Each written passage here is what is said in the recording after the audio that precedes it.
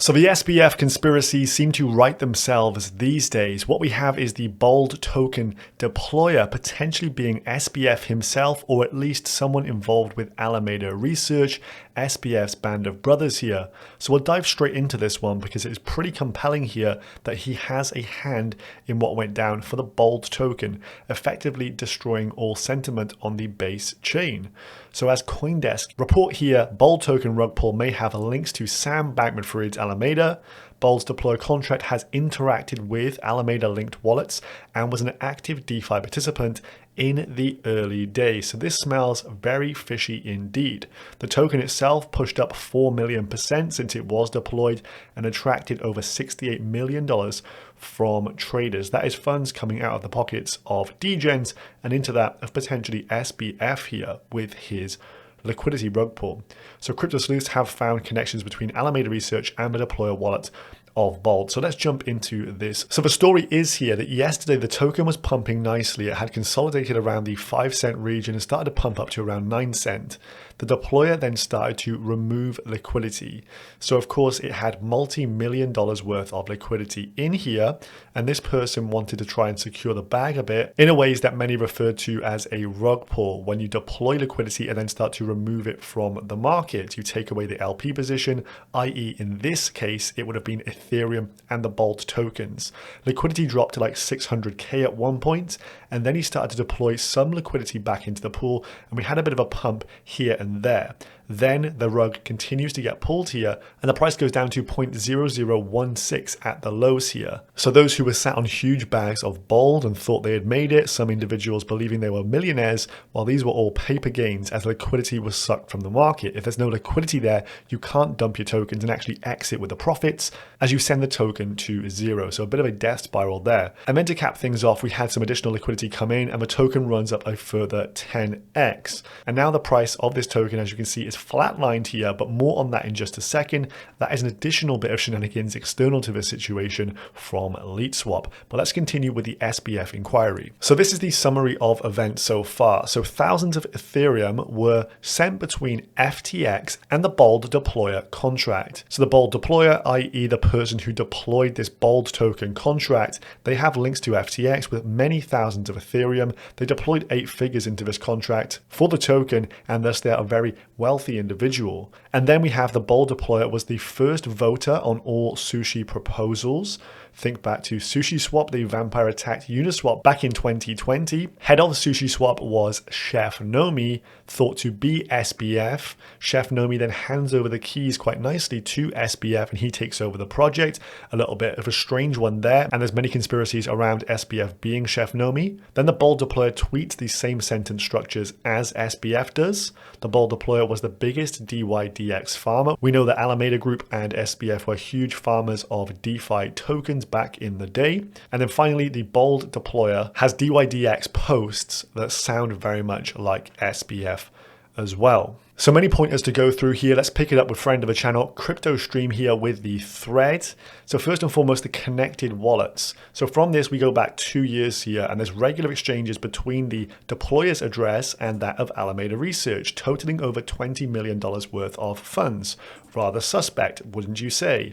Then we have this, more wallets being commingled with that of SBF and Alameda. So we just go down. This is the Bold deployer's ETH address. He uses Binance deposit address OX66 and another active wallet here, OX00. And what we can see here is that he has some transfers between himself and Andrew Keys of Dharma Capital, and then of course Alameda Research as well. Many multi-million dollars worth of activity between those wallets. Then it's widely known that the UST DPEG for Luna was coordinated by that of Alameda, maybe Sam Trabucco, but the mastermind behind it almost certainly SBF. And what we can see here is that an address that frequently deposits into the Bold deployer's Binance wallet looks like it was one of the wallets helping trigger the DPEG event. Again, another factor suggesting this is at least Alameda Group or SBF directly. We continue. So the Serum DEX on Solana, they recently had a bit of a rebrand. Zach XBT brought this one to the table saying, look, this is a bit strange. Serum's Twitter account has now rebranded itself to a picture of a milady and a new name, 0xluca.eth.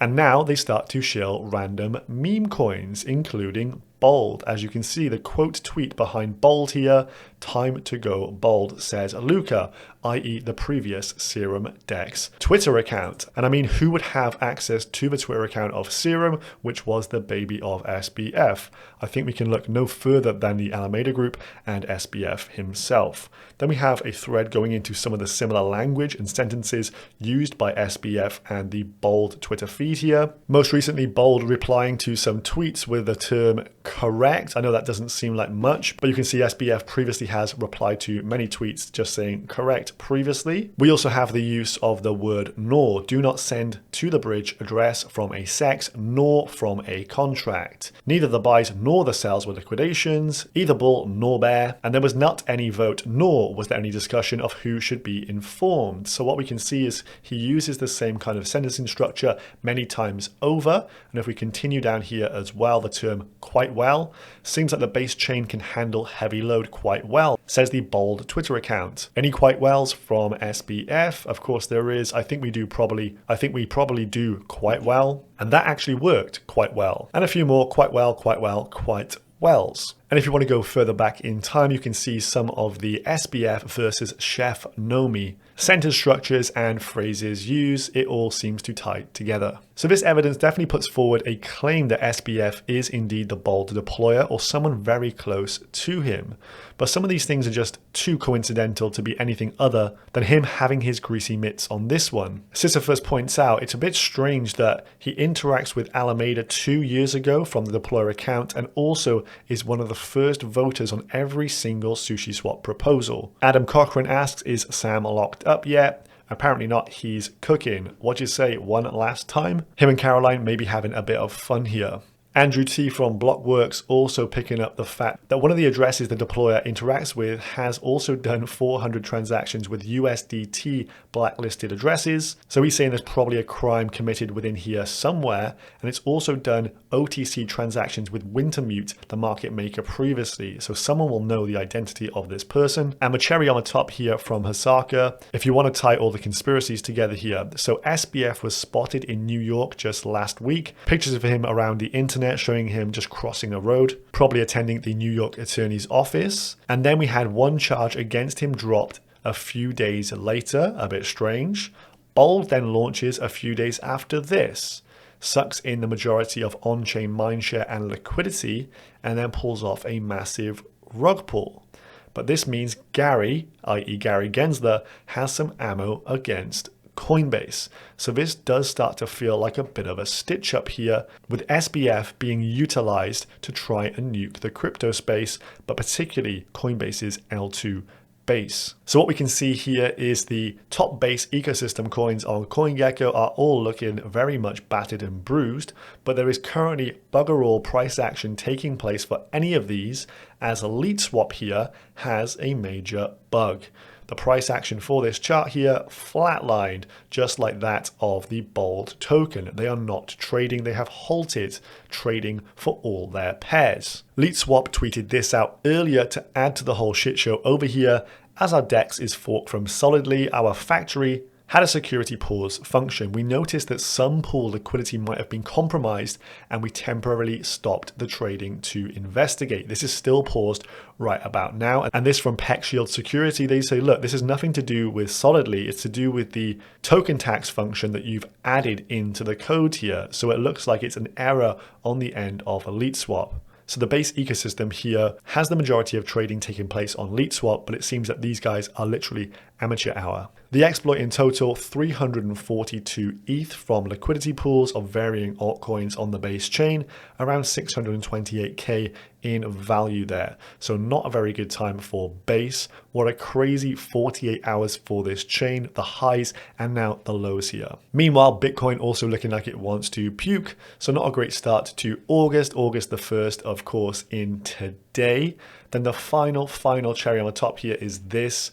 Just in, bankrupt FTX confirms plans to relaunch the crypto exchange. I mean, the conspiracies and the storylines these days are literally writing themselves.